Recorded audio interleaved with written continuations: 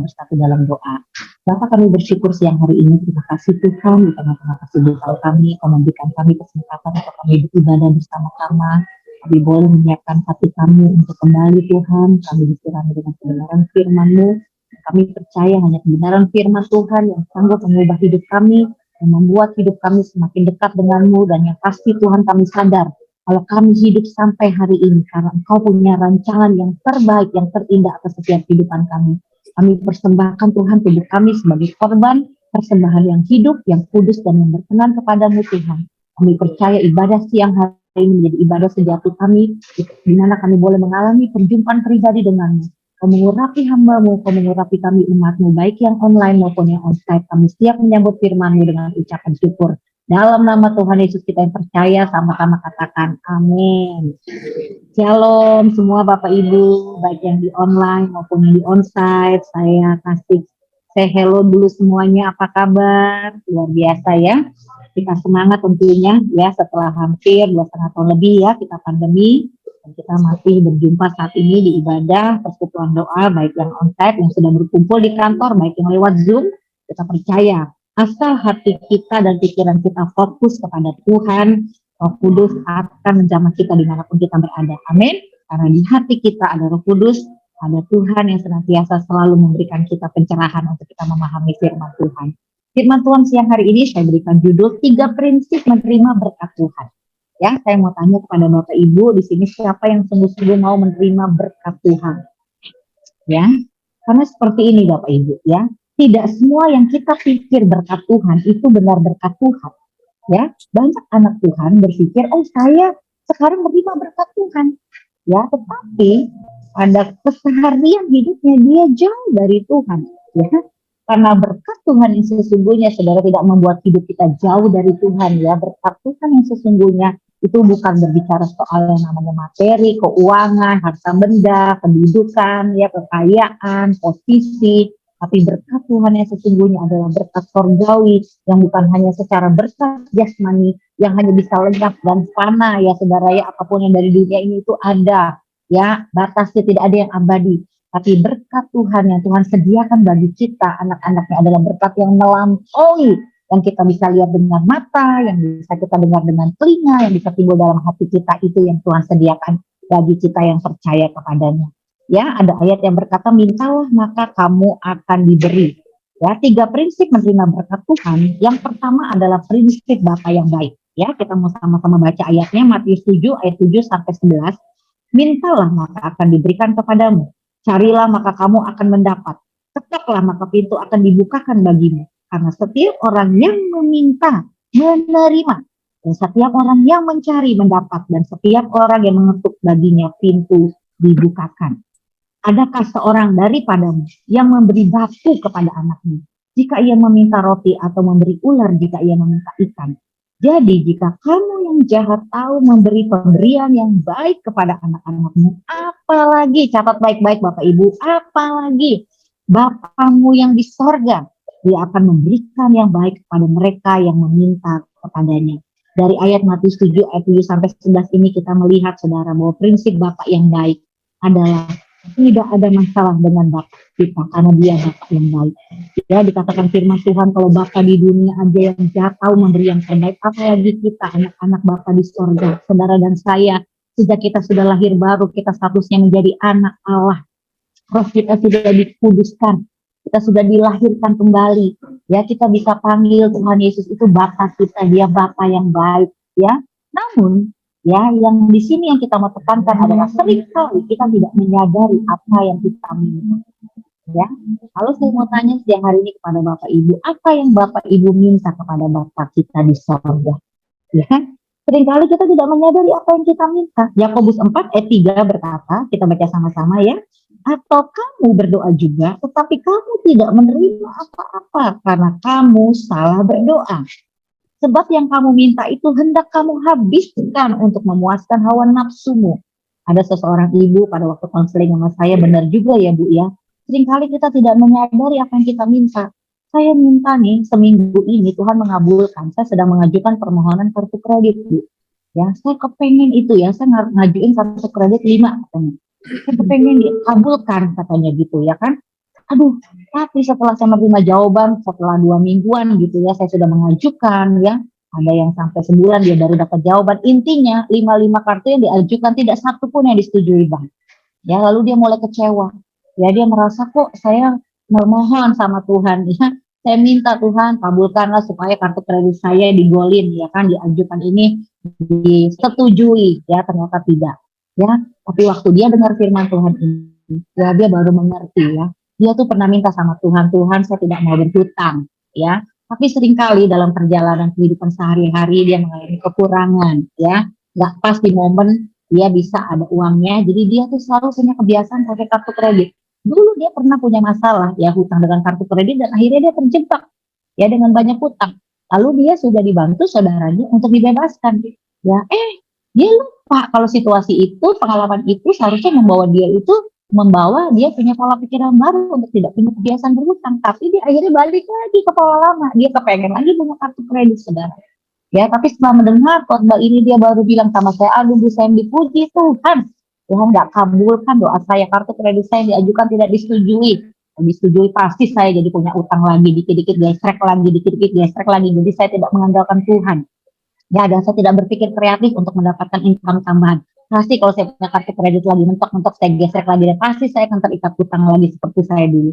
Jadi saya bersyukur Bu Sandy, bank tidak mengabulkan, ya tidak menyetujui permohonan kartu kredit saya. Lihat ini sebagai satu contoh ya. Seorang bapak yang baik, Anda semua di sini yang punya anak. Kalau anak Anda yang batita balita mau main, listrik colokan di rumah Anda, pasti Anda akan larang dia, betul tidak ya? Kenapa? Karena kalau dia main colokan, dia masih kecil, dia bisa kesetrum mati dia, saudara ya. Kita tidak akan membiarkan anak kita ya, kalau dia meminta sesuatu yang berbahaya kita tidak akan pernah mengizinkan. Mengapa? Karena itu bisa membahayakan dia ya. Di sini kita lihat saudara, tidak selalu apa yang kita minta itu diberikan ya. Kalau kita berdoa, Tuhan pasti kasih kita jawaban, pasti saudara. Katakan Tuhan menjawab doa saya ya. Hanya jawabannya ya itu bisa iya, bisa tidak, bisa tunggu ya. Nah seringkali kita semua ini nggak siap kalau Tuhan jawab tidak. Ya, coba anak bapak ibu bagaimana kalau bapak ibu ya, anak bapak ibu minta ke bapak ibu, lalu bapak ibu jawabnya no. Lihat respon mereka bagaimana ya, ngambek, marah ya kan saudara ya. Nah bagaimana dengan kita kalau kita meminta sesuatu dari Tuhan dan Tuhan jawab no no no no ya, gimana respon kita? Masihkah kita ngambek? Masihkah kita marah? Masihkah kita kecewa? Ya, ada seorang ibu juga konseling sama saya. Udahlah Bu Sandy, saya udah capek ikut Tuhan Yesus. Saya ini sudah berdoa, saya sudah puasa, saya sudah pelayanan, saya sudah memberi persepuluhan, persembahan, berkorban untuk pekerjaan Tuhan. Mana buktinya? Sampai hari ini doa saya tidak dijawab. Suami saya tidak kembali kepada saya, malah dia punya anak dengan pelacur itu katanya begitu ya kan. Buat apa saya bicara Tuhan, saya mulai sekarang tidak mau ke Tuhan-Tuhanan. Aduh ya, kalau tidak ke Tuhan-Tuhanan kemana ini, ke setan-setanan ya Bapak Ibu ya. Banyak orang begitu kecewa. Lalu saya tanya sama dia, ibu kenapa ibu berdoa minta suami ibu balik?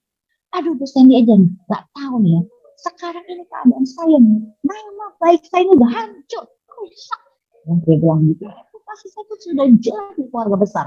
Di kantor saya, dia bikin malu saya katanya. Suami saya tuh bikin malu saya. Lalu saya katakan sama dia, oh jadi ibu mau suami ibu kembali hanya untuk memperbaiki nama baik ibu? Ya saudara, kenapa dia tidak fokus kepada keselamatan jiwa suaminya? Ya, dia hanya fokus untuk apa? Kalau suamiku balik, reputasiku, nama baikku dipulihkan, ya, jadi harum kembali. Tapi dia tidak memikirkan keselamatan jiwa suaminya, ya. Jadi di situ saya bilang sama dia, ibu, kalau ibu minta suami ibu kembali, ibu sabar, ya. Kenapa? Karena proses kita di dalam pernikahan keluarga, ketika suami kita bermasalah, istri pun ikut diproses. Ketika istri bermasalah, suami pun ikut diproses.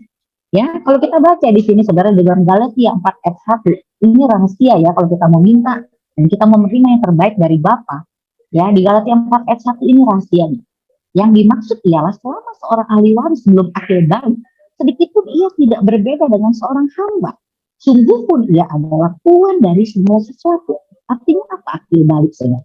Kalau Anda dan saya belum dewasa, Anda tidak akan pernah menerima ya, sesuatu warisan yang Tuhan sudah siapkan dalam hidup kita. Ya, warisan itu akan diterima oleh anak-anak yang sudah menjadi dewasa di dalam Tuhan. Ya, makanya saudara ya, baca sama-sama yuk, fokus hidup kita adalah bertumbuh dewasa di dalam Tuhan. Ya, bukan minta berkat Tuhan dulu, tapi kita fokusnya apa? Bertumbuh menjadi dewasa. Kalau anak-anak itu mintanya Tuhan permen, coklat, mainan, itu tidak Bapak Ibu ya. Kenapa? Karena dia anak-anak. Ya. Tapi kalau orangnya dewasa, ya dia tahu apa yang dirindukan oleh bapaknya. Bapak Ibu, saya punya anak sudah yang nomor satu itu 23, sudah bekerja. Ya lihat, anak itu semakin dewasa, semakin jarang minta, betul tidak Bapak Ibu? Malah anak kalau sudah dewasa, ya apalagi dia sudah menikah, mandiri, dia tuh malah akan memikirkan ya, apa ya yang orang tua saya suka, ya.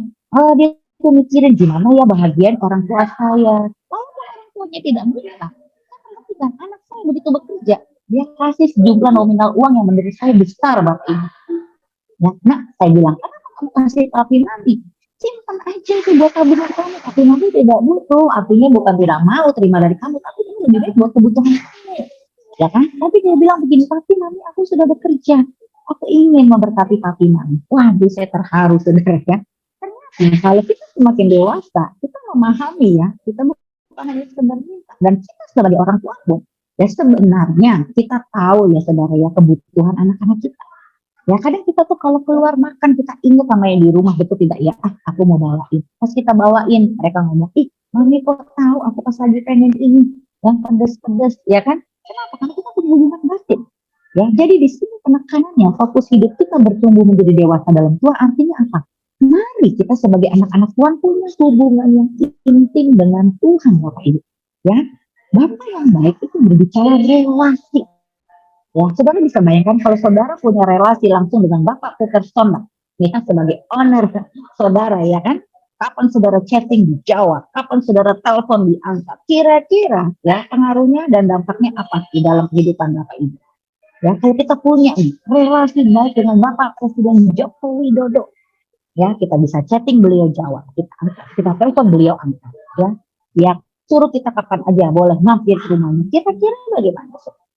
Ya, apalagi kita punya relasi hubungan yang dekat, intim, akrab dengan Bapak kita di surga. Bapak kita itu penguasa langit dan bumi. Banyak orang pengen punya relasi ya orang-orang top, ya bintang 5 jenderal-jenderal, ya orangnya punya kedudukan tinggi. Rasanya kalau ketemu idolanya, ya para jenderal, para artis, ya idolanya bangga cepat-cepat foto posting, ya kan? Wah itu saudara, padahal saudara tahu tidak, kalau kita punya relasi hubungan yang intim, akrab, sohib, dekat sama Bapak kita di sorga, wow, ya itu melebihi saudara orang-orang yang saudara kagumi di bumi ini. Ya, tapi kebanyakan anak-anak Tuhan itu tidak intim dengan Bapak. Ya, kalau kita lihat saudara ada beberapa permohonan doa ya yang saya tuliskan di PowerPoint ya. Aku meminta Tuhan untuk menghilangkan kebiasaan burukku. Siapa di sini yang masih punya kebiasaan buruk? Rokok, ya, nonton pornografi mungkin. Saya nggak tahu kebiasaan buruk Bapak Ibu apa, atau marah-marah, kepahitan, ya kan? Lalu Tuhan berkata bagaimana? Tidak anakku, bukan tugasku yang menghilangkanmu, melainkan tanggung jawab untuk menyadari, meninggalkannya, lalu menemukan dan membangun kebiasaan yang baru. Ya, Tuhan tidak bisa menghilangkan kebiasaan buruk saudara. Saudara mesti ambil keputusan, tinggalkan hidup lamamu. Ya, saudara mesti bertobat. Tuhan memberikan pengampunan dosa. Tapi setelah dosa saudara diampuni, saudara harus memutuskan meninggalkan kehidupan lama saudara. Ya, ada yang berdoa begini, aku meminta Tuhan untuk memberikanku kesabaran. Siapa di sini mau jadi orang yang sabar, ya kan? Namun Tuhan berkata apa? Tidak anakku, kesabaran itu adalah hasil dari proses latihan. Jadi kesabaran itu tidak bisa diberikan, tapi harus dilatih. Makanya istri-istri yang berdoa pengen jadi istri yang sabar, gak heran suamimu bikin jengkel terus. Ya, di sini istri-istri yang mau jadi istri yang sabar, ya, siap menghadapi konflik dengan suami supaya itu melatih suamimu, ya dipakai Tuhan di dalam Tuhan untuk membuat engkau sebagai istri jadi sabar. Para suami yang juga berdoa ingin jadi sabar, ya Tuhan pakai mulut istrimu yang bawel, ya, yang suka cuap-cuap itu ngomel-ngomel untuk melatih kesabaranmu. Ya, ada orang begini berdoa, aku meminta Tuhan untuk memberikanku kebahagiaan. Wah, luar biasa. Siapa di sini mau bahagia, saudara ya? Namun Tuhan berkata, tidak anakku, aku memberikanmu kuasa untuk memilih. Karena kebahagiaan adalah akibat dari pilihan untuk bersyukur atau berkeluh kesah, mengampuni atau membenci. Ada di sini saudara yang menikah untuk bahagia, tapi kenyataannya apa? Malah menderita. Menikah memang tidak untuk bahagia, saudara. Kalau saudara menikah untuk bahagia itu salah. Ya lebih baik jangan menikah, ya, karena saudara pernikahan itu idenya Allah, ya. Dan kalau saudara di masa single belum bisa mengalami kebahagiaan hidup saudara bersama Tuhan, hubungan yang akrab intim dengan Tuhan, itu memberikan kita kepuasan batin. Ya, jiwa kita tuh nggak akan kosong. Tapi kalau kita tidak ada hubungan dengan Bapa kita di surga, kita kosong. Mau menikah pun kita berharap suami kita memberi kebahagiaan, nggak akan bisa, saudara. Ibarat gelas kosong ketemu gelas kosong, berharap untuk keduanya untuk saling mengisi, yang mau mengisi dari mana? Ya, ketika kita punya hubungan intim dengan Tuhan, kita akrab dengan Tuhan, hati kita tuh terisi dengan kasih Tuhan. Kasih Tuhan itulah yang ada dalam hati kita bisa salurkan kepada suami kita, istri kita, dan anak-anak kita. Ya, tapi kalau hati saudara kosong, nggak ada hubungan intim dengan Tuhan, hambar, kering, ya saudara ya. Saudara tidak mengenal siapa Tuhan yang saudara sembah. Saudara menjadi orang Kristen hanya sekedar agamawi, kewajiban, ya. Doa ya ikut doa, puasa ikut puasa, ya. Pelayanan ikut pelayanan, tidak menjamin Anda berdoa, Anda puasa, Anda pelayanan, Anda intim dengan Bapa. Anda yang tahu, karena keintiman itu bicara privasi, sudah. Ya, di sini aku meminta Tuhan untuk menjauhkanku dari penderitaan. Siapa di sini berdoa untuk menjauhkan, minta Tuhan jauhkan dari penderitaan.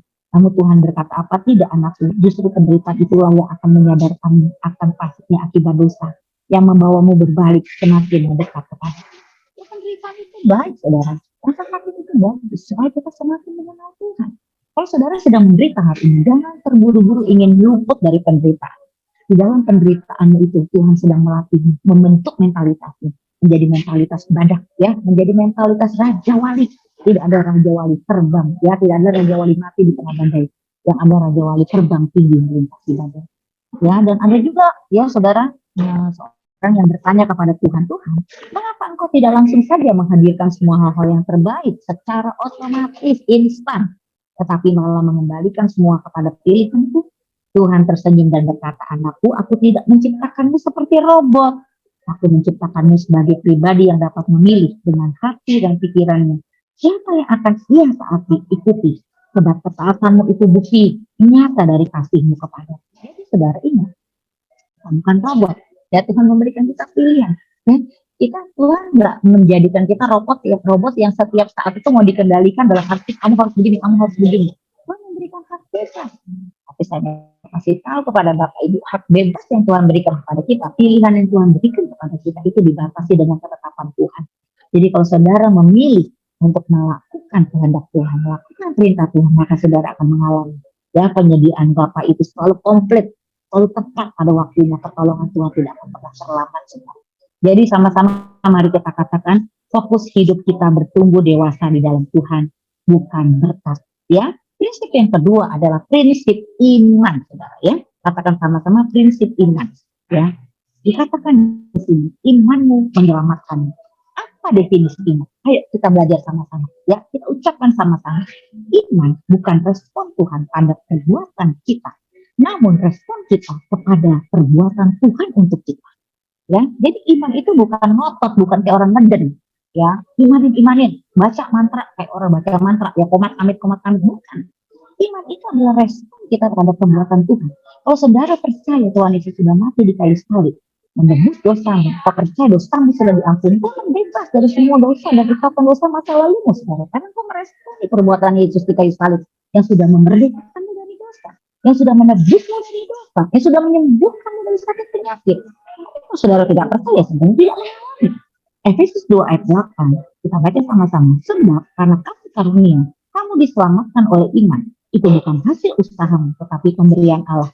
Titus 2 ayat 11 berkata, karena kasih karunia Allah yang menyelamatkan semua manusia sudah nyata. Kita diselamatkan oleh iman. Ya, iman itu akan respon kita terhadap perbuatan Tuhan Yesus kita disalib bagi kita. Matius 9 ayat 22, mari kita baca sama-sama. Tetapi Yesus berpaling dan memandang dia serta berkata, teguhkanlah hatimu, hai anak-anak. Iman yang telah menyelamatkan engkau. Maka sejak saat itu sembuhlah perempuan itu. Ini kisah wanita yang pendarahan 12 tahun, saudara. Dia tidak ada harapan. Dia sudah jual semua hartanya dan habis. Dia pergi ke dokter, tabib demi tabib. Tapi keadaannya makin memburuk. Ya, tapi dia mendengar kabar berita tentang Yesus. Dia bangkit imannya. Dan dia berkata di hatinya, asalku jamah jubahmu Tuhan, aku sanggup. Dan wanita ini menjamah Yesus dan dia sembuh. Kenapa wanita ini yang sudah 12 tahun pendarahan sembuh? Karena dia meresponi apa yang Tuhan sudah kerjakan bagi dia. Dia percaya. Yang kedua, prinsip iman adalah minta apa yang Tuhan sudah sediakan, bukan apa yang kita ingini. Seringkali kita meminta apa yang kita inginkan. Namun apa yang kita minta itu sebenarnya dapat mencelakai hidup kita semua. Banyak orang minta kaya, ya, minta jadi sultan. Ya, waduh, banyak orang yang terhipnotis hari-hari ini jadi sultan. Gaya hidupnya hedonisme. Wah, saudara ya, semakin kaya, ingin lebih kaya, ingin lebih kaya. Akhirnya kemarin di robot trading banyak anak Tuhan tertipu. Sebab kenapa? Karena dia meminta apa yang bukan Tuhan sediakan, tapi apa yang dia inginkan. Ingat saudara, Tuhan menjamin kebutuhan kita, tapi Tuhan tidak menjamin keinginan kita. Ya, kalau saudara tumpang tangan di Mercy, ya Mercy, mobil Mercy, jadi milik saya, akan berikan. Ya, buat apa saudara punya Mercy? Ya, saudara punya mobil ibaratnya Avance saja saudara jarang ibadah, apalagi punya Mercy, ya nggak? Benar nggak saudara? Apa yang kita minta itu membawa kebaikan buat kita. Ya, dan hari-hari ini dengan dunia sosial media kita tuh sering kali rumput tetangga itu lebih hijau. Dia enak, bisa beli ini, bisa beli itu, jalan-jalan ke sini, jalan-jalan ke situ. Dia terkenal, dia populer, public figure. Lalu saudara kepengen jadi seperti orang lain. Akhirnya saudara minta itu apa? Menyesatkan hidup saudara. Coba saudara minta, Tuhan, aku ingin punya hubungan intim dengan Tuhan. Aku ingin akrab dengan Tuhan. Aku ingin bersekutu dengan Tuhan. Kalau aku mengenal Tuhan, kalau saya ingin mengerti isi hati Tuhan, pasti saya berbahagia. Betul tidak Bapak Ibu? Ya mungkin kita tinggal di rumah yang sederhana. You can buy a horse, but you cannot buy a home. Banyak orang tinggal di rumah mewah, hatinya nggak bahagia. Sudah banyak orang punya harta benda yang kaya raya, yang punya semuanya, tapi ya hatinya kosong. Dan itu apa itu sudah sediakan di apa yang saudara ingin. Amin, Bapak Ibu. Minta untuk saudara dan saya hidup menggenapi rencana Tuhan. Ya, 1 Korintus 2 ayat 9. Tetapi seperti ada tertulis, apa yang tidak pernah dilihat oleh mata dan apa yang tidak pernah didengar oleh telinga dan yang tidak pernah timbul di dalam hati manusia, semuanya disediakan Allah untuk mereka yang mengasihi Dia. Yang ketiga, prinsip iman adalah percaya sepenuh hati tanpa ragu. Siapa di sini yang masih suka gampang ragu, gampang takut, gampang khawatir, gampang bimbang? Ya, apalagi kalau sudah tengah bulan begini, aduh Bu Sandy, ya cepat-cepat ini loh saya, ya, aduh persediaan bangku sudah menipis. Saya mau kasih tahu Bapak Ibu ya, rekening kita terbatas, tapi rekening surgawi unlimited. Di mana engkau menaruh pengharapan. Amin Bapak Ibu. Jangan stres ya. Jangan berpikir begini, gak ada uangnya, mau bayar pakai apa? Ayo mulai lagi. Tuhan sudah menyediakan. Sudah lakukan bagian saudara. Saudara kerja sungguh-sungguh ya. Jangan korupsi sana, korupsi sini. Jangan minta sana, minta sini. Coba saudara kembangkan potensi saudara. Ya, di dalam setiap diri kita itu sudah ada miliaran uang, saudara. Tidak terbatas, tapi ada orang yang mau mengembangkan potensinya, ada yang mandek. Ya. Apalagi kalau saudara malas, ya jangan manap. Ya, orang kalau tidak bekerja jangan makan seperti Tuhan. Ya, jadi di sini kita kalau bergumul, saudara mesti punya kepercayaan sepenuh hati. Ya, jangan ragu, jangan bimbang. Matius 21 ayat 21 berkata, Yesus menjawab mereka, aku berkata kepadamu, sesungguhnya jika kamu percaya dan tidak bimbang, kamu bukan saja akan dapat berbuat apa yang kita buat dengan pohon ara itu, tetapi juga jikalau kamu berkata kepada gunung ini, berancaklah dan tercampaklah, ke dalam laut, hal itu akan terjadi. Dan apa saja, baca keras-keras, yang kamu minta dalam doa dengan penuh kepercayaan, kamu akan menerimanya. Haleluya, saudara, siapa di sini yang percaya? Kalau kita sungguh-sungguh percaya, kamu akan menerimanya. Kalau saudara minta Tuhan pulihkan suamiku, pulihkan hubungan pernikahanku Tuhan. Hari ini pastiku sudah menjadi dingin, kandas Tuhan. Tapi aku percaya Tuhan sanggup memulihkan hubungan pernikahanku sehingga hubunganku bersama pasanganku dipulihkan kembali. Ya, saudara di sini yang percaya bahwa anak-anakmu akan menjadi ya anak-anak yang terkasih di bumi. Ya, mereka punya masa depan yang indah bersama Tuhan. Ucapkan syukur saudara buat anak-anak saudara. Ya, karena Markus 11 ayat 22 sampai 24 berkata, karena itu aku berkata kepadamu, apa saja yang kamu minta dan doakan, percayalah bahwa kamu telah menerimanya, maka hal itu akan diberikan kepadamu. Jadi saudara, yang keempat prinsip iman adalah, baca sama-sama, memperkatakan firman dan janji Tuhan dengan penuh kepercayaan apapun keadaan. Kalau saudara di sini mungkin habis ketipu, mengalami musibah dalam hidupmu, jangan pernah ngomong di mulut, saya dapat musibah, ubah perkataannya. Katakan, aku dapat berkat. Membuat aku lebih picky, aku boleh belajar menjadi lebih bijaksana. Amin. Tidak mungkin semua namanya orang tidak mengalami kegagalan. Kita bisa masih melakukan yang gagal. Kita masih bisa buat kesalahan, tapi respon kita. Ya mari kita katakan janji Tuhan. Kalau kau mungkin terbatas secara keuangan, ya kau sedang punya saat ini kebutuhan yang tinggi, kau masih punya hutang. Mungkin setelah menerima gaji, kau bergumul dengan pendapatanmu, ya. Mungkin sudah habis semuanya. Bagaimana caranya? Latih mulutmu. Katakan Tuhan sudah menyediakan. Tuhan adalah gembala yang baik. Takkan kesulitan apa. Ya, saudara mesti percaya. Tuhan itu menjamin hidup saudara. Kalau saudara percaya, Tuhan akan berikan saudara hidup. Masih sulit kami waktu kami punya hutang, saudara. Bayangkan gaji kami persembahan kasih dari gaji cuma 3 juta, utang kami 15 juta per bulan harus kami cicil 4,5 tahun. Bagaimana caranya? Ya, kami konsultasi sama yang pintar keuangan pun, konsultan keuangan tidak ada solusi. Jangan satu-satunya harus mempercayakan semuanya kepada Tuhan, saudara. Tidak ada jalan lain. Ya, waktu itu saya tarik uang dari 16 kartu kredit untuk modal usaha dan ternyata investasi yang saya lakukan itu semuanya hilang. Jadi saya harus bertanggung jawab yang mengembalikan. Ya udah potong bunga selama 4,5 tahun dikalkulasi bulan satu angka, ya, 15 juta sebulan sama 4 tahun. Tapi di situ sedang saya latih hidup saya, mengarahkan hati dan pikiran saya. Kalaupun saya stres, memang iya, kalau punya utang tuh nggak enak, yang saya stres, saya depresi. Ya, saya sering ngomong di mulut saya, ya saya dapat musibah, saya bodoh, saya tolol, saya gagal, ya. Tapi Tuhan menegur saya, stop anakku, aku tidak mau kamu berkata-kata yang buruk tentang diri. Apapun keadaan, jika engkau merendahkan hati dan engkau bersabar, aku sudah mengampuni. Katakan, aku dapat. Oh, saudara, ya hari demi hari kami lewati. Kami suami istri tidak lagi cekcok, tapi kami semakin kokoh, ya, kami semakin mengalami saudara pertobatan, pemulihan dalam hubungan kami suami istri. Justru di masa kesulitan kami menghadapi keuangan kami, cintanya makin diperkuat, saudara. Ya, konflik itu memperkuat pernikahan. Ya, bukan malah meruntuhkan pernikahan. Saya sangat berdoa bersama suami istri, semua data utang kami, ya kami dimentor, ya kami dibimbing sampai akhirnya kami boleh melewati 4,5 tahun itu dan sampai bebas utang. Tidak ada kami minta sama kami orang pun. Ya kami pernah datang ke sahabat kami tapi dia berkata, saya hubungan persahabatan bukan hubungan uang. Saya bersyukur buat sahabat saya, dia tidak membantu saya. Tapi saat momen itu saya ada dilatih. Ada ide. Nanti lain Sabtu ya, gimana caranya Tuhan memberikan ide. Tapi di situ saya melihat, saudara, kalau kita itu benar-benar ya mau percaya sama Tuhan, ya sekalipun keadaan kita secara kondisi lahir ya itu tidak mungkin mustahil. Tuhan itu tidak mustahil. Ya, kita percaya dan tidak bimbang. Ya Tuhan akan melakukan step by step. Kalau kita itu keran surgawi itu akan bocor sebenarnya ya. Kalau udah ngalir itu keran surgawi tak bisa dibendung, tak bisa di stop. Ingat Bapak Ibu, berkat Tuhan itu ada di atas kepala orang semua. Bapak Ibu percaya Bapak Ibu sudah dibenarkan oleh darah Yesus, berkat Tuhan itu ada di atas kepala. Susah-susahnya hidup saudara hari ini tidak akan membuat saudara memakan. Ya, tapi justru dengan kesulitan saudara melihat tangan Tuhan mengangkat saudara karena Tuhan punya rencana atas hidupnya dan kau bisa melayani dan menjadi berkat bagi banyak orang.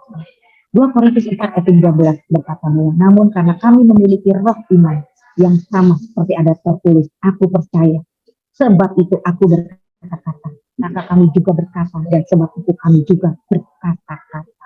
Lihat saudara di sini ya, bahwa jangan biarkan masalahmu berkata-kata kepadamu. Katakan ini sama-sama, jangan biarkan masalahmu berkata-kata kepadamu. Ya, itu akan membuatmu takut dan ragu. Berkata kepada kami apa yang Tuhan katakan tentang Tuhan. Tuhan itu punya rencana atas setiap kita, saudara. Gunakan perkataan bukan hanya untuk menceritakan situasimu, bukan hanya untuk menceritakan masalahmu, namun untuk mengubah situasimu lewat imanmu pada perkataan Tuhan. Kita percaya hari ini Tuhan membuat kita memperkatakan firman Tuhan, memperkatakan janji Tuhan. Ya, gunakan perkataan ya untuk mengubah situasi dan kondisi. Percayalah saudara, saat Musa terjepit di laut Kausar, maju kena mundur kena, ada tongkat di tangan Musa yang akan siap membelah laut Kausar. Demikianlah dengan kita kehidupan kita Bapak Ibu, di tengah kesukaran dan kesulitan hidup ini, selama Bapak Ibu dapat menjaga perkataan, hidup dan mati dikuasai oleh lidahnya. Siapa suka menggunakannya, dia akan memakan dia. akan menerima berkat Tuhan. Amin. Yang ketiga, yaitu prinsip tabur tuai. Ya, kita tentunya tahu ya, orang tidak kenal Tuhan pun tahu yang namanya karma. Apa yang kamu buat, itu yang kamu terima. Ya, itu namanya prinsip tabur tuai. Galatia 6 ayat 7 sampai 9, baca sama-sama. Jangan sesat. Allah tidak membiarkan dirinya dipermainkan. Karena apa yang ditabur orang, itu juga yang akan diterima. Ayo bilang sama diri kita sendiri, ya, diriku, jangan sesat. Allah tidak membiarkan dirinya dipermainkan. Banyak orang Kristen, anak Tuhan suka mempermainkan Tuhan, menganggap remeh kasih karunia Tuhan. Ya, dia menyepelekan firman Tuhan, dia tidak mendengarkan firman Tuhan dengan sungguh-sungguh. Kalau dengar firman sambil main handphone, ya nggak pernah sediakan ya waktu untuk Tuhan dengan sepenuhnya, mencari Tuhan. Selalu alasannya sibuk. Ya, itu Anda meremehkan firman Tuhan, Anda mempermainkan Tuhan. Anda tidak menabur benih yang benar, tidak akan menuai. Ya, sesuatu yang tidak baik dalam hidupnya. Itu prinsip. Seringkali orang bilang begini, kayak Abu Sandy, Tuhan kasih saya penyakit. Ya, Tuhan buat bisnis saya bangkrut. Tuhan buat suami saya selingkuh. Aduh, kalau yang udah jelek-jelek mereka punya pikiran jahat sama Tuhan. Ini semua Tuhan yang buat. Tuhan buat saya kecelakaan. Tuhan buat saya hidupnya sial. Aduh. Ya, saudara, Tuhan itu bukan sumber masalah. Tuhan itu sumber berkat, sumber hidup. Ya, jangan kalau saudara punya pergumulan yang berat dalam hidup, kok berpikir itu karena Tuhan. Tuhan tidak pernah menghukum, bedakan hukuman dengan konsekuensi. Dan saudara hidupnya menderita, susah, sakit, cek itu saudara. Apa yang kau tabur itu yang kau tuai. Seringkali hidup kita susah, menderita, ya sengsara itu karena konsekuensi akibat pilihan kita. Ini teman saya kena HIV sih. Ya, dia akhirnya terjebak dalam dosa homoseksual. Ya, dia minta ampun sama Tuhan. Ya. Terus dia bilang, kok Tuhan nggak sembuhkan saya? Kadang tubuh saya makin lemah. Saya bilang, loh, Tuhan tidak sembuhkan. Kamu kena HIV akibat dari kamu melakukan seks. Kamu melakukan homoseksual dan itu menimbulkan apa? Ya, jadi karena yang namanya bakteri apa? HIV dalam hidup. Ya. Dan itu bukan karena Tuhan yang kasih penyakit itu, tapi akibat apa yang kamu buat. Ya, saudara. Jadi kalau saudara, misalkan orang yang suka main pelacur, nah lalu istrinya kena penyakit kotor, apa? Istrinya kena penyakit kotor karena Tuhan. Itu kan konsekuensi karena suaminya melakukan tindakan amoral. Ya, kalau saudara didik anak saudara dengan kata-kata caci maki, ya goblok, tolol, bego, anak sial, ya anak kurang ajar. Lalu saudara melihat anak saudara nakal, yang mungkin sulit dibilangin, ya bikin ulah terus, ada dipanggil ke sekolah. Masa saudara bilang anak saya nakal karena Tuhan? Ya. Nah, itu konsekuensi dari orang tua salah mendidik. Ya, jadi saudara, hal-hal yang buruk dalam hidup kita itu bukan dari Tuhan. Tuhan tidak pernah kasih kita hal yang buruk. Ya, Tuhan itu selalu kasih kita rancangan yang terbaik. Saudara baca, ya Yeremia 29 ayat 11. Ya, bahwa rancangan Tuhan itu rancangan yang terbaik, bukan rancangan kecelakaan. Ya, rancangan masa depan yang memberikan kita masa depan penuh dengan pengharapan. Jadi mulai hari ini coba angkat tangan kanan saudara sama-sama ya semua. Ya, angkat tangan kanannya bilang begini, sadar. Ya, apa yang saya tabur itu yang saya tuai. Tapi percayalah saudara, waktu saudara tuai apa yang saudara tabur dan saudara menerima konsekuensi akibat ya pilihan saudara, lalu saudara menderita. Selama saudara merendahkan hati, kembali kepada Tuhan memberikan saudara penghiburan. Amin. Kita tidak memulai sendiri. Dia tidak pernah meninggalkan kita seperti pun dia selalu ada bersama kita. Asal kita merendahkan hati, mengakui dan meninggalkan kesalahan kita dan dosa kita. Ya, kita baca sama-sama. Anda menuai apa yang Anda tabur, bukan yang Anda inginkan. Tabur apa yang Anda ingin tuai. Amin, Bapak Ibu. Kalau Anda menabur jengkol, Anda tidak akan menuai durian. Betul, Bapak Ibu? Wah, tapi kita imani dong, Pastor Sandy. Kita tumpang tangan, jengkol bisa berubah jadi durian. Ya, lalu saudara kayak orang gila, pagi siang malam, durian. Saudara doa keliling, saudara doa puasa, durian. Saudara undang pendeta, suruh tumpang tangan ya. Biar jengkol ini jadi durian. Itu namanya sesat. Kalau saudara tabur jengkol, tuainya pasti apa? Kalau mau ditumpang tangan, mau doa puasa, mau panggil hamba Tuhan, untuk mendoakan, memberkati tetap keluarnya jengkol, jangan sesat. Ya, tidak ada orang ngambil jengkol, maunya durian. Jadi jangan menyalahgunakan iman gitu loh saudara. Orang tuh kadang suka kayak apa ya? Kayak cuma ngucap-ngucap mantra. Imani, imani. Ya udah kalau kamu percaya bilang saya percaya. Nanti kalau kamu memang belum percaya Tuhan, saya kurang iman, saya nggak percaya. Ih, saudara. Ya, jangan saudara kayak orang iman tuh nggak nekat. Ya, nggak bisa kita nekat jengkol biar kita doa puasain 10 hari jadi durian. Ya nggak bisa. Kamu harus mulai menabur durian kalau kamu mau menerima durian. Kalau kamu tetap menabur jengkol tapi kamu berharap durian, ya kan? Itu namanya sesat. Ya, jadi hari ini saya mau bertanya kepada Bapak Ibu, apa yang Bapak Ibu minta kepada Tuhan? Ya, minta 4 pilar ya saudara, 4 pilar yang harus kita minta, tuliskan sama Tuhan. Yang pertama, pilar kerohanian kita. Saudara minta, kalau saudara punya hubungan dipulihkan dengan Tuhan. Dosa itu merusak hubungan. Banyak umat Tuhan, ya umat kami ngomong Tuhan Yesus, tapi kelakuan yang nggak mencerminkan anak Tuhan. Ya, betul saudara ya, kenapa?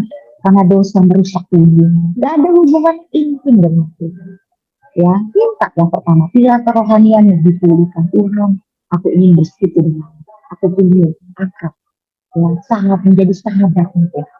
Ya, supaya hubunganmu dengan Tuhan dipulihkan. Kalau hubunganmu dengan Tuhan dipulihkan, hubunganmu dengan diri sendiri juga dipulihkan. Gak ada lagi di sini apa yang bunuh diri. Ya, orang kalau hubungan dengan Tuhan rusak pasti ingin bunuh diri karena dia benci dirinya. Ya, kalau hubunganmu dengan Tuhan dipulihkan, hubungan dengan dirimu sendiri pun akan berdamai. Ya, kau akan menerima ibumu yang pesek, matamu yang sipit, kulitmu yang hilang, berdamai. Ini yang terbaik. Tapi kalau kau tidak berdamai dengan Tuhan, hubunganmu tidak pulih dengan Tuhan, kau benci dirimu. Ya, setiap masa maki-maki diri, jelek, buruk, akhirnya kita pengen mati. Ya, kalau kita benci dengan diri kita, akibatnya apa? Hubungan kita dengan sesama juga akan bermasalah, saudara. Ya, jadi orang yang suka bikin keributan, orang yang perusak, suka merusak pertemanan, merusak persahabatan, itu karena dia ada masalah hubungan dengan Tuhan. Nah, karena dia sulit membangun hubungan dengan sesama. Bagaimana mau membangun hubungan baik dengan sesama? Orang dirinya sendiri dia benci, dia kutuki. Ya, demikian juga dengan orang lain, pasti dia kutuki juga. Anak, ya, saudara, orang tua yang suka mengutuk anak, pasti dia juga suka mengutuk diri. Ya, kenapa banyak orang tua suka mengutukin anaknya? Goblok, sial, tolol, bego, ya kan? Karena dia juga memaki-maki dirinya tanpa dia sadari. Ya, jadi saudara, pertama yang kita minta supaya pilar kerohanian kita dipulihkan, hubungan kita dengan Tuhan itu pulih. Baru yang kedua, hubungan pernikahan keluarga kita dipulihkan. Ya, itulah surga di bumi. Ya. Kalau soal apa, mobil baru, rumah baru, harta benda naik, pangkat kedudukan naik, gaji, ya saudara, itu kata firman Tuhan. Kalau kamu mencari dahulu kerajaan Allah dan kebenarannya, semuanya itu bahkan ditambah. Ya, buat apa saudara kedudukan tinggi jadi direktur, kok cerai dengan pasangan? Buat apa? Ya, buat apa saudara punya kedudukan tinggi, menyekolahkan anak mungkin di universitas favorit, mungkin di satu negara yang bagus, tapi anakmu kalian cerai atau hamil di luar nikah? Ya, ya, makanya kita bangun pernikahan kita minta kekuatan Tuhan. Aku mau bangun diriku terjaga hidup. Ya, yang ketiga, pilar keuangan. Ya, minta pilar keuangan itu supaya sehat, jadi berkat, jangan ngutang sana, jangan ngutang sini, jangan minta sana, minta sini. Ya, saudara belajar mengelola uang. Prinsip keuangan itu apa, saudara? Saudara belajar mengelola. Ya, Tuhan itu pemilik, kita mengelola. Minta hikmat Tuhan dalam mengelola. Jangan ngeluh mulu, kurang. Gaji 5 juta kurang, dikasih gaji 10 juta kurang, dikasih gaji 100 juta kurang, dikasih gaji 200 juta kurang. Selalu manusia kalau tidak bisa mengelola, kurang dan kurang. Minta hikmat supaya saudara mengelola. Amin, Bapak Ibu. Yang keempat, pilar kesehatan kita. Ya, biar kita punya tubuh yang sehat. Ya, kalau rohanimu bagus, pernikahan keluargamu bagus, keuanganmu sehat, tapi sakit-sakitan juga nggak maksimum. Itu ya Bapak Ibu ya, kita mau kesehatan kita juga maksimum. Amin. Ya, jadi hari ini apa yang Anda minta dari konsekuensi ya. Saya pernah saudara dalam pengalaman hidup saya salah berdoa. Ya, waktu saya habis menikah, saya bilang dulu Tuhan, 1 tahun setelah menikah saya pengen punya anak. Akhirnya benar saudara ya, 1 tahun setelah menikah, saya menikah Februari, anak saya lahir Maret ya. Maksud saya itu sebenarnya bukan 1 tahun menikah punya anak-anaknya lahir, tapi 1 tahun menikah saya mau hamil. Tapi saya salah ngomong. Saya bilang 1 tahun menikah punya anak. Ya anaknya benar lahir saudara ya. Padahal yang saya mau itu 1 tahun tuh bangun hubungan sama suami dulu baru hamil. Tapi oke okay, ya. Semua itu yang terbaik yang Tuhan sudah berikan. Saya dapat anak ya. Pada waktu saya menikah ya 3 bulan kosong langsung jadi. Jadi setelah 1 tahun persis Februari Maretnya anak saya lahir. Ya kan? Nah, tapi sebagai contoh ya, saudara, Tuhan itu konsekuensi loh dengan apa yang kita minta. Ya, nggak ada salahnya seorang anak minta kepada bapaknya, tapi pertanggungjawabkan permintaannya. Dan kalau Tuhan jawab no, gimana respon saudara? Saya mau kasih tahu Bapak Ibu yang sedang bergumul satu hal hari ini, dan Tuhan jawab tidak, mengucap syukurlah dalam segala hal. Tetaplah bersuka cita senantiasa. Amin. Karena Tuhan tahu yang terbaik buat kita dan Tuhan menjawab doa kita tepat pada waktunya. Mari kita bersatu dalam doa. Bapak kami bersyukur buat siang hari ini, buat kebenaran firman Tuhan yang sudah kami dengar. Kami percaya Tuhan, prinsip menerima berkat Bapak adalah yang pertama. Kami mau bangun hubungan yang baik dengan Bapak. Karena Engkau Bapak yang baik. Bapak Ibu siang hari ini, kau yang mungkin merasa sedang jauh dari Tuhan, kau merasa mungkin kau merasa tidak layak, kau masih terikat dengan dosa-dosa tertentu dan kau menjauhkan dirimu dari Tuhan, dari pertemuan-pertemuan ibadah hari ini. Dekatkan dirimu kepada Tuhan. Tuhan mau memulihkan hubunganmu dengan Tuhan. Tidak ada yang bisa memisahkan dari kasih Tuhan. Prinsip menerima berkat dari Tuhan yang kedua adalah iman. Iman itu bukan respon Tuhan terhadap kita, tapi respon kita terhadap perbuatan Tuhan. Percayalah, dengan iman engkau diselamatkan. Oleh iman engkau disembuhkan. Oleh iman engkau dibebaskan dari semua kutuk dosa, dari semua kutuk nenek moyang. Bahkan oleh iman engkau disembuhkan dari segala sakit penyakit. Dan yang ketiga adalah prinsip tabur Tuhan. Anda tidak menerima apa yang Anda. Oleh sebab itu hati-hati dengan perkataan saya. Hati-hati dengan perbuatanmu, hati-hati dengan pemberian. Kau menabur dari benih kasih Allah. Kau menabur dengan firman Tuhan. Kau menabur kebaikan. Kau akan menuai kebahagiaan dalam hidupmu. Hamba-Mu berdoa Tuhan, buat semua umat Tuhan yang hadir siang hari ini sudah mendengarkan kebenaran firman-Mu, boleh menerima kekuatan yang baru, di mana hati kami boleh diubahkan, pikiran kami boleh diubahkan, dan nama Tuhan dipermuliakan dalam kehidupan kami. Terima berkat Tuhan hari ini, hanya di dalam nama Tuhan Yesus kami mengucap syukur. Amin. Tuhan Yesus memberkati Bapak Ibu semuanya. Oke, ya terima kasih Bu Sandi. Bu Sandi, kita kalau khotbah pasti walaupun kita udah pernah dengar firman-nya pasti akan ada rema yang baru ya Bu. Buat kita semua, saya yakin Bapak Ibu juga mempunyai rema yang baru. Yang jelas semuanya bisa untuk kemuliaan Tuhan dan bisa membuat kita lebih baik lagi sebagai murid-muridnya Tuhan. Terima kasih Bu Sandy untuk waktunya. Mohon maaf kalau tadi tidak terdengar suaranya, nih hari yang pertama kita mau adain onsite, minggu depan pasti akan lebih baik lagi. Terima kasih. Bu, salam sama Bapak. Terima kasih juga menyempatkan waktu di sela-sela lagi kesibukannya. Terima kasih untuk Ibu Yunita yang tadi MC yang tidak terdengar. Kami di ruangan sini suaranya udah mantap, cuma memang belum nyambung ke sana ya. Ya. Terima kasih Bapak Ibu untuk kehadirannya. Om Martin juga terima kasih untuk datang jauh-jauh. Saya minta waktunya sebentar untuk untuk pengumuman ya. Sebelum kita doa berkat, saya bingung kenapa jadi gini. Sebelum doa berkat, saya mau menceritakan dulu, kita sudah ada doa beberapa kali ya untuk beberapa nama. Saya mau menceritakan satu, ada Angel, adiknya Olivia, 2 hari yang lalu sudah kembali ke rumah Bapak di surga. Terima kasih Bapak Ibu semua untuk doanya. Pihak keluarga menyampaikan terima kasih karena dengan doa-doa kita memberikan kekuatan kepada keluarga. Akhirnya Angel, Bapak bilang sudah tidak perlu sakit lagi di dunia. Kita doakan tetap untuk keluarganya karena anaknya baru 3 tahun. Seperti itu.